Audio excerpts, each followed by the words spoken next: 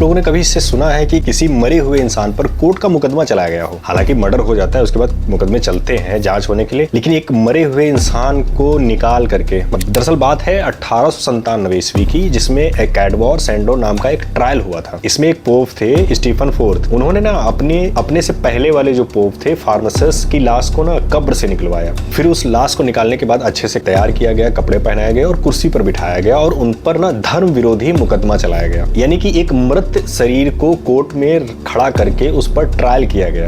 अब फैसले में उन्हें दोषी भी साबित किया गया, जिसकी वजह से उनकी 3 उंगलियां काटी गई और फिर उनकी लाश को टाइबर रिवर थी वहीं पे एक उसमें फेंक दिया गया। कहानी यही नहीं खत्म होती है, अब शुरू होता है असली ट्विस्ट। कुछ समय बाद ऐसा हुआ कि लाश नदी से किनारे पर आ गई और कई लोगों ने उसे ना एक चमत्कार समझ लिया। इसके बाद फिर क्या हुआ, जनता भड़क गई, यानी कि उनका अंधविश्वास जाग गया, या जो भी आप समझ सकते हो।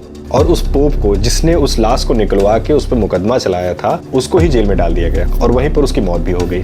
आप लोग समझ सकते हैं कि कैसे, मतलब आपको एक अच्छा खासा सब कुछ मिल चुका था, फिर भी आपके अंदर एक चुल मची थी कि उसको निकाल के उसमें एक नया केस चलाया जाए और उसको अधर्मी बताया जाए। तो आप लोग कमेंट करके बताइए कि इस कहानी से आपको क्या सीख मिलती है, और ये एक्चुअल घटना है। चैनल को सब्सक्राइब कर लीजिए।